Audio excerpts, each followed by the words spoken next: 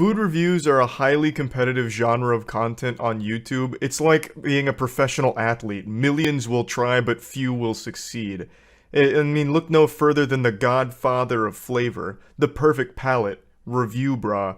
Report of the Week is kind of the gold standard for food reviews, but he's far from alone in this industry. There are so many channels dedicated to this art form, and today I'd like to show you a smaller channel that I recently found called Joe is Hungry. And there's no false advertising here. His name is Joe and he's hungry. So what's he do? He eats. But he was blessed with a tongue like a computer. So when he eats these food items from various fast food places, he's able to calculate and give a thorough, in-depth review and quantitatively explain where an item should be ranked on the scale. And I think it's just a great production and great content, so I just wanted to share some of it with you.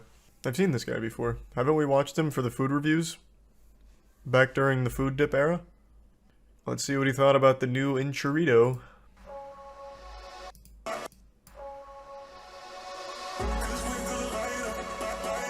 Yeah.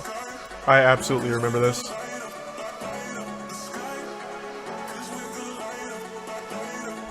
Fuck yeah. We're coming in hot, baby. Firmly entrenched in the city of Fairmount, Georgia. It's good to see you, Joe. I'm hungry too. Enchilito consists of... He's playing one of his own videos in the monitor in the background. My man just kicks back and relaxes by watching some Joe is Hungry. Just hands behind his head, reminiscing on the good times. I remember when I was hungry in this video. Fuck me, that appetite got blasted. Cents an ounce. So let's head on over to Taco Bell in Jasper, Georgia. That transition, my god. Hi, how are you? Man, this is some high-octane Enchilito number food one, reviewing action. 126.7 degrees Fahrenheit. God damn, it's like an episode of Pimp My Ride, but with an Enchilito.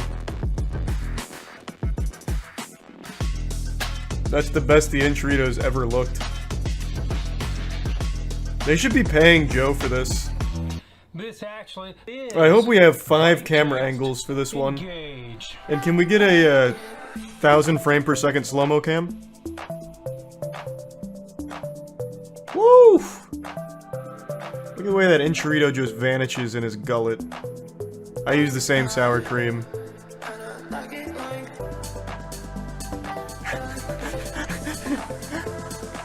Whoa! Coming in on the low angle. Teasing the Enchilito. Flavor, Wendy's, Burger King, you listening? Now it's time to give... Burger King's never listening, Joe. I don't care how hungry Joe gets, he should never go into a Burger King unless he's asking for a problem. I hope I can go on this channel and not see a single Burger King video for his own safety. It 6. really deserves. Probably 6. I'll give it a 6.8. Yeah, I'm in his That's head. my number, that's my review, and hopefully we'll see you all in the next video. Bye, Joe. Man, he was hungry. Oh my god, he did Burger King. The new Italian's BK Royal Crispy Chicken Sandwich. Burger King's got the nerve to come out with a new menu item. Have some shame. Just shut down. Sandwiches? I'm sorry, but we don't serve those until tomorrow. Oh, crap. Oh. Did they not know that it was Joe? They should have whipped those puppies up lickety-split. Joe was hungry. Hopefully he went anywhere besides Burger King for just like a normal meal after this. Today, I'm going to run over to Burger King and check out their new Italian BK Royal Crispy Chicken It almost Sandwich. sounds like he's making a threat to them holding this cleaver here. I'm heading over to Burger King. There will be no survivors. Decent chunk of sodium. Good protein, though. Alright, alright. Burger King, I'm not really surprised. By the time I get them home in my heated carrying case, they'll probably be warmer. On that note, I love that Joe is also not a Burger King fan. I just think it's impossible to be a Burger King fan. For any self-respecting person, I don't know how you eat Burger King and feel good about it. Like, it has... We recently went through the whole menu. It has a couple of items that were pretty good. Like, the chicken fries aren't bad. But no matter what, you still leave there feeling so unfulfilled, like anything else would have just been better. Like, the chicken fries will get you by, but why not just go anywhere else for a better meal? They need to perform better than they did on the lukewarm Joe is hungry temperature test. That's So true, now they it's did time not pass for the preliminary Joe is test. Hungry big reveal.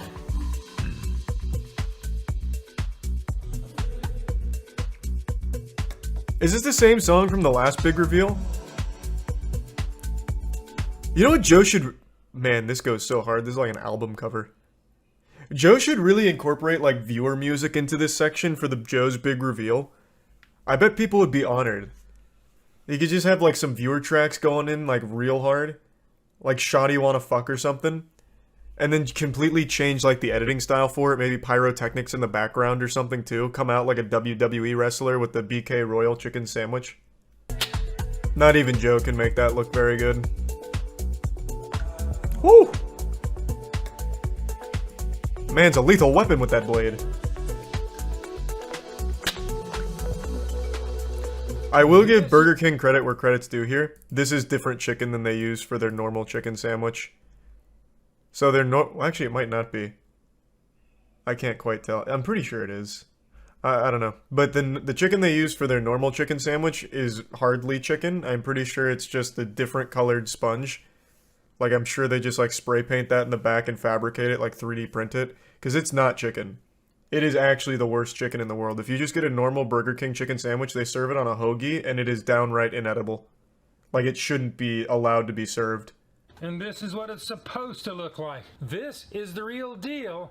And this is what Burger King is trying to tell you it looks like. We've Pretty seen what it looks close. like. We saw. So it is. Bite test. Engage. Oh, he's ravenous. Oh, baby. Gluttony's taken over. The Burger King umami coming... Yeah, that is legitimately just Burger King face. You take a bite and then it's just regret that washes over you. He's doing it for content, but anyone who does it for nutrition or like a meal, I have no doubt that the second you eat this, you just are overcome with this feeling of why. Like, what was wrong with me? It's like post-nut clarity, but with food. Like, you just start thinking clearer, like, wow. This was just not a good decision. That one's more confused. He's going through like all 5 stages of denial here. Hitting that grief stage. To sum it all up, put some marinara sauce on it. There is no way they cook this thing to order. But then again, we're talking about Burger King here. They True. invented not cooking to order. They invented not cooking in general. That's not fair. That's Arby's. I will legitimately never forgive Arby's for serving me a legitimately raw piece of chicken. We had an actual Arby's chef reach out to us once because we just assumed that it was like preheated chicken, like they just throw it in the microwave and serve it, so it was like cooked. But apparently that's not the case with Arby's. When we did this video, when they were doing like their hottest sandwich, the chicken here, the one that I got, was legitimately raw. It wasn't fully cooked. I didn't get food poisoning from it, thank God, but this entire side is actually raw. I don't know if you can see it on stream. You can see it in the video. I don't know if it's coming through on stream. And I've never forgiven Arby's for this. I thought it was just like a fat tendon or something, but an actual Arby's employee reached out to say like, no, we actually do cook it, and that is just raw. Yeah, I think Arby's is unforgivable. How fucking awful. I was so goddamn mad when I found that out because I'm already a hypochondriac and I know how bad raw chicken is. I was so fucking mad. If you don't know my scale is 1 to 10, 9 being the best. Anything above It's gonna be a once in 4. lifetime experience. 5 and down is the definite. I'm in your head, slippery Joe. slope It's gonna be a to 4. food hell. So let's go ahead and give this thing its score. It's a 4. 4.5. I'm so You good on at your this. way down. I am always on the money with those fucking scores. I can just read people so goddamn well. I swear to God. I'm a fucking genius. Galaxy brain. For a while now, people have been asking me to talk about food and health related shit. You know, general advice or pro tips, life hacks. Does anyone else, 90s kids? Basically anything relating to this field of health, nutrition, working out and shit, because as I've stated, I graduated with a degree in human sciences, more specifically exercise physiology. So I decided instead of talking about this in my yearly answering major questions video I did not too long ago, I would make a whole video dedicated to it and tackle all the questions that I'm frequently asked in this area. So the first thing, there's no such thing as a superfood. Please stop emailing me asking me what superfoods I recommend. Oh, do you recommend the enhanced mulch with added fiber blend? No, superfoods don't exist, and I want you to tell yourself that every night before you go to bed after you brush your teeth. Look in the mirror and tell yourself superfoods aren't out there. It's like the boogeyman, it doesn't exist. Yeah, I'm sorry to be the one to tell you it's not the tooth fairy that's going to be leaving kale dust under your pillow when you put a tooth there. It doesn't exist. There's obviously foods that are super good for you, but there's no food that's going to be this end-all be-all where you implement it into your diet and everything is honky-dory, you're losing weight, you're gaining muscle, and your dick's growing. It doesn't exist. That's just a marketing ploy to get you to buy some products that ordinarily you wouldn't even think about. And sometimes the products are actually really good for you, but they don't do all of these incredible things that they claim to have done or will do. And on that same topic, I'll go to the next subject. There's no such thing as a magic weight loss pill that's going to vaporize your fat, just blast your adipose into oblivion without you making any lifestyle changes at all. You can pop goat urine extract pills till the cows come home. It's not going to help your belly flatten if you're not making any lifestyle changes. And again, there are supplements that will aid in muscle growth or muscle repair or fat loss, but that also takes more than just taking those supplements. You have to do more than just that. Next, stop taking everything someone says as gospel as long as they're in really good shape. So if some yoked out, jacked monster manimal tells you, hey, I got this jacked because I sucked styrofoam out of urinals and look what happened, you should try it too, it doesn't mean that it's going to work for you. And there's a very good chance he never actually sucked any styrofoam at all in any point in his life. He may be the one selling the styrofoam, and you might be the one that's fallen for the scam. And really, it's less of a scam and more just blatant deceit. What I'm trying to say is, a lot of these fitness YouTubers and online bodybuilding instructor gurus, not all of them know what they're talking about. Half of them I see on YouTube can barely even speak English, and I don't mean that as in they have a primary language and English is just their secondary. No, English is their native tongue. They just suck dick at even speaking their own language. Their entire lexicon consists of nothing but lits and savages, and they just do different intonations on the same lit. Oh, you'll do 3 lits on this lit, and then take a 3-second lit.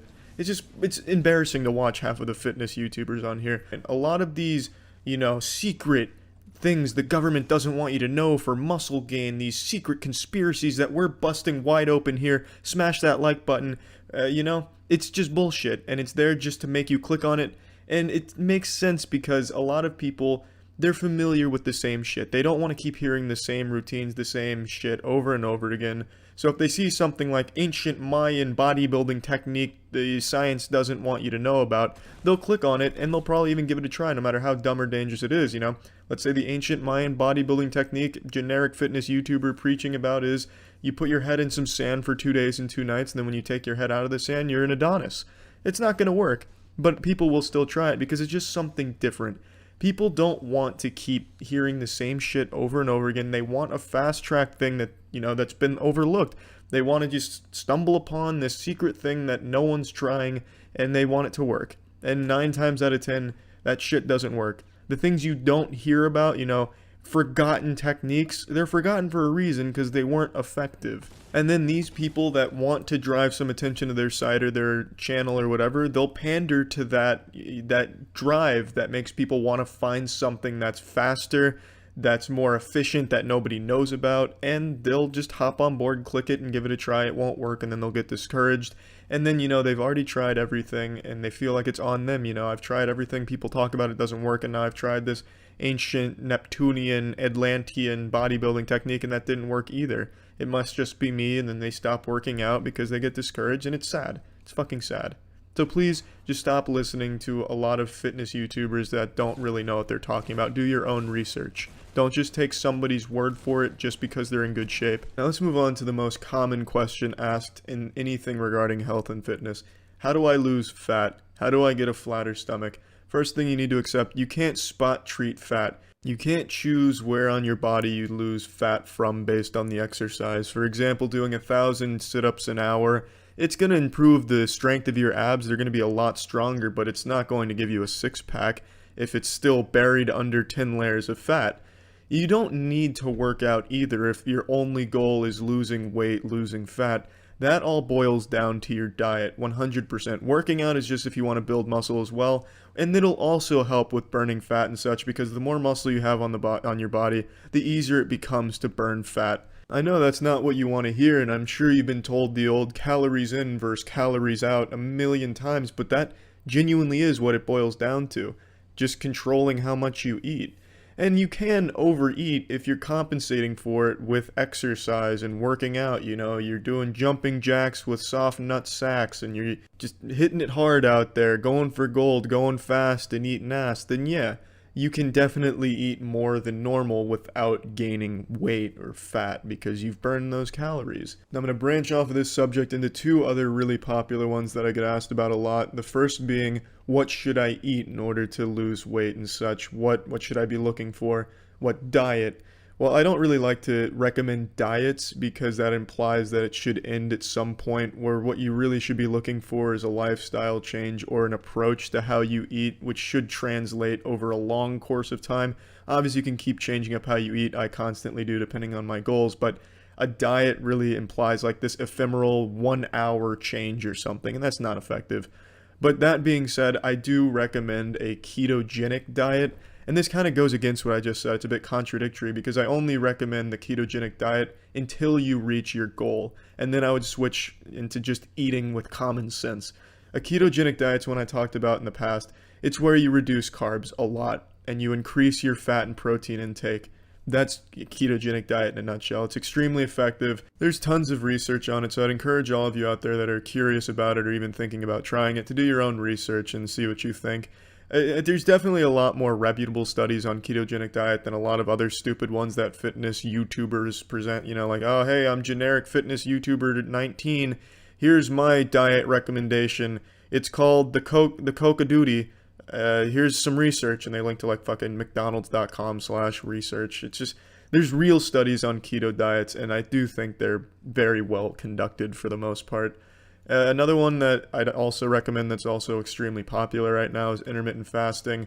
That's where you eat for 8 hours, fast for 16 for the most part. Some people do other numbers, but you're fasting for the vast majority of the 24 hours, and you get all of your meals in a short period of time.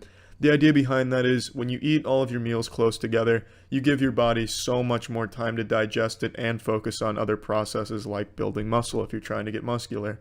It makes sense, and there are a lot of studies to corroborate its efficiency, so I'd also recommend that as well and to do your research on it. Now, these two are bad examples because I don't think these are things people could do for the rest of their lives, and I think what most people need is a lifelong change in the way they approach food. That's not something you'll get from diets. That's something you'll have to hunker down on and say, hey, look, if I want to achieve this and that, I'll have to eat like this and that. And it's not easy, I know. I'll share what helped me. I've talked about this in the past. I'm pretty sure I even brought this very same thing up, but I'll bring it up one more time because it's been a while. I used to be really overweight, and since I'm so short, I looked like a fucking Sloppy Joe sandwich, an extra small Sloppy Joe sandwich. If you got me on a plate when you ordered a Sloppy Joe, you'd be really disappointed and your stomach wouldn't even be full. I was fat and I was short, so it wasn't a good combination at all. But eventually I realized, you know, I eat like shit, but why? If I eat like shit or I eat healthy, it doesn't matter because 2 minutes after I've finished eating, it's already gone. The happiness from eating is gone. It's just so temporary, what's the point? I might as well eat a little bit better if I want to be happier with the way I look.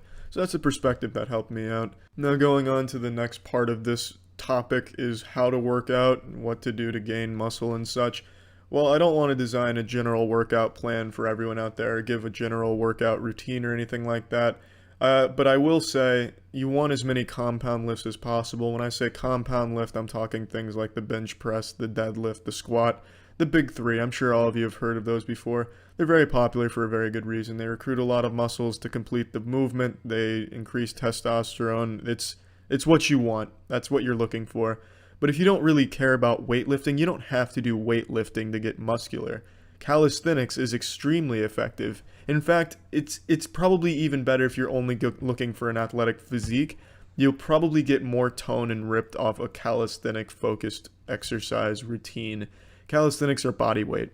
The calisthenics involve just using your body weight as the resistance instead of weight. So things like push-ups, and then when you get more advanced, do a push-up with your toy poodle on your back. When you get even more advanced, do a handstand push-up with your toy poodle resting on your nutsack while you're upside down. Things in that nature. And that really helps build a really toned and athletic physique, which is what a lot of people only care about. So calisthenics might be what you're looking for if that's your goal. Now, this was also very hard for me when I was overweight. It's very difficult to start and then get in the routine of motivating yourself to keep going, so I'll share with you my perspective on how I viewed this and what helped me. The time was going to pass regardless.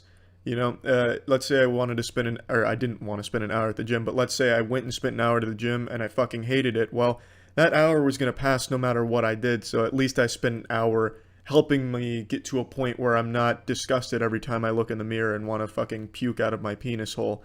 It really came to this conclusion where, you know, time's going to pass. No matter what I do, I might as well spend a little bit of that time getting me to a point where I'll be happier 3 months from now with how I look. That's kind of what helped me. Kind of in the same way I viewed food, you know, it's no matter what, you're going to forget how much fun that shitty meal was. No matter what, the time's going to pass, even if you spend it doing something fun, like jerking off while playing a video game and watching hentai. But I could also spend that time or that meal doing something that would help me be happier down the line. Since no matter what I did, whether I was having fun or not having fun, it wouldn't matter, because time was going to pass regardless. So that's how I viewed it, and that's what helped me. Maybe that'll help you, maybe it won't. These are the main things I get asked in emails about this subject, so I figured I'd tackle all of them in one big video here. So hopefully this helped, and hopefully it answered all of those questions. So yeah, I mean, that's about it. See ya.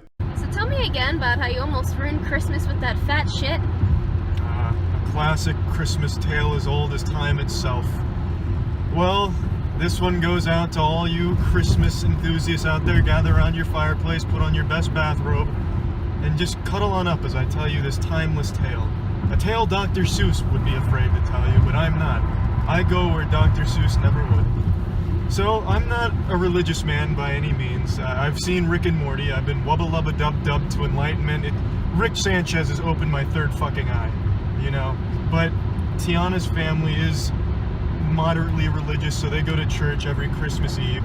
And I was very hungry, so before then, Tiana had brought me I guess whatever the fuck she found in the dumpster on her way home. It was just like 2 pieces of burnt charcoal and mulch that was slapped between stale bread and covered in motor oil. But I ate it. I was so hungry I'd eat the asshole off of a farmer. Not that farmers have notoriously filthy buttholes or anything, but it just serves to illustrate that I was extremely hungry at that given time period. So I ate the sandwich.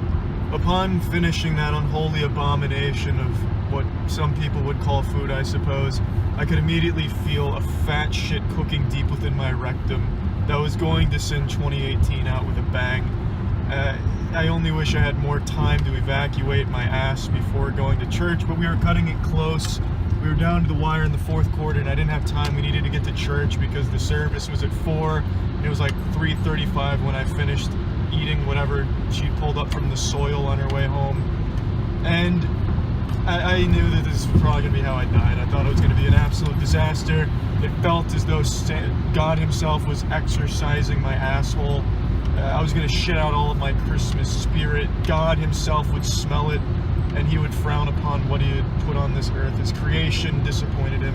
My shit was going to be outrageous, biblical, and it was going to be in the house of the Lord, a holy place. But for just a moment, I let the devil into my colon, and it was rearing its ugly head. Lucifer was going to infiltrate that church, and his portal was my butthole.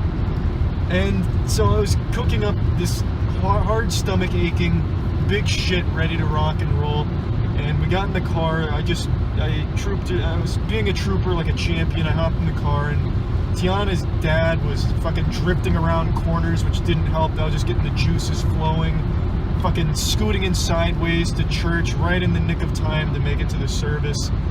And at that moment, that church wasn't a church. That was a fucking battlefield. That was a war zone right there, an active war zone. And I knew I was about to drop something the toilet would never forget. The church bathroom was the shores of Normandy, and my asshole was the ships carrying the soldiers, and it was about to be an all-out charge. And I knew I was probably going to ruin Christmas. I knew this wasn't going to be like a short shit. this was going to be like a overnight camping trip of shitting. I could feel it the whole way. I knew what I was dealing with. I'm a shit connoisseur. I've shit a lot in my life. And I knew what I had ready to rock and roll. And I didn't want to just disappear for the whole church service because it means a lot to Mr. and Mrs. Tiana parents. So I felt really bad, but there's nothing I can do about it. Anyway, I go in, and it's like a Christmas miracle out of a fairy tale.